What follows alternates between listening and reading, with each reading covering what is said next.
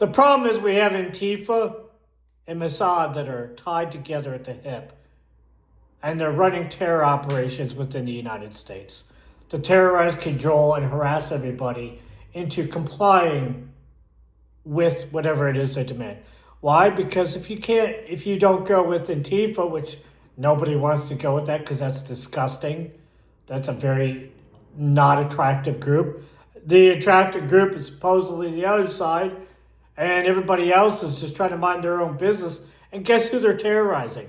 Guess who Antifa, the gangs, and everybody else is terrorizing? Everybody that doesn't want anything to do with this Mossad Israeli thing. That's who. That's who's getting targeted. Everybody that doesn't want anything to do with Israel. I don't want anything to do with Israel. I am targeted constantly. Nobody has arrested any of these Antifa people. They're in my city. They live in my city. Some of them live right across the street from me. They broke into my home already. They're all around me. Like, they're all over it. Like, oh, you must be paranoid. No. I've had to call the police more than once because they're climbing into my room, climbing into my apartment. I've had them stealing stuff out of my refrigerator. I've had them stealing stuff out of my apartment. I've had them vandalizing me, targeting me over the internet connection. Can I do anything about it? No, because it's not my network. I don't own the network, so I can't do any legitimate forensics. It's not legal for me to. So the entrapment game involved with, the CIs are all Antifa, imagine that, and the police. I wonder why. Why are the police working with Antifa? Why? Every city where BLM rioted and protested, the police are working directly with Antifa. Why is that?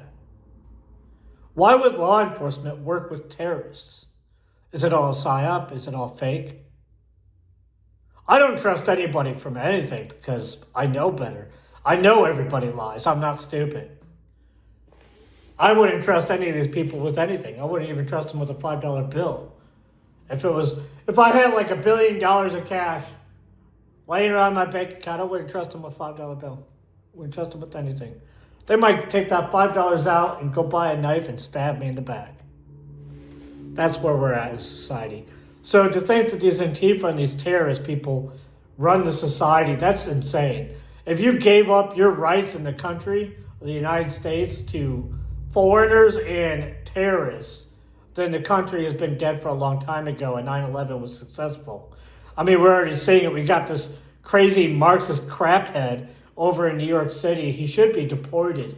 The guy has no right to be here. He has no right whatsoever to come into our country, spew this anti-American rhetoric, and run for office. It says, I 100% would like to see a constitutional amendment that requires birthright to be actual birthright, not just, oops, fell out, not just, hey, I naturalized. And I don't think naturalization is a good enough thing for you to become the president or something else. I don't think a naturalized person should be able to run for federal office. Sure, city alderman, okay, whatever.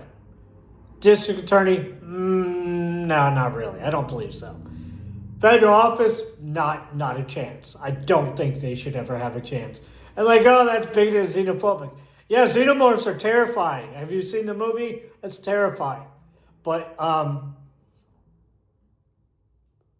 I don't really care when some person that came into my country and called me a white supremacist and racist and threw all kinds of hate my way thinks of me. I don't care. It's my country. You can leave. Feel free to leave.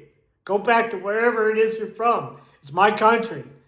It's literally my country. I inherited it from my ancestors. You can say all this other nonsense. My colonialist ancestors built the country. So now we have an understanding of where we sit. You don't like me in my own country. I will throw Native Americans at you all day long. They have no issues harassing you. I guarantee it. I am 100% certain there's easily 100 or 200 Native Americans that would love to gaslight you all day long for just hating somebody who they're, doesn't hate, But I don't want to be racist and assume that you hate me because I'm white, even though you went up on stage and said it was white supremacy.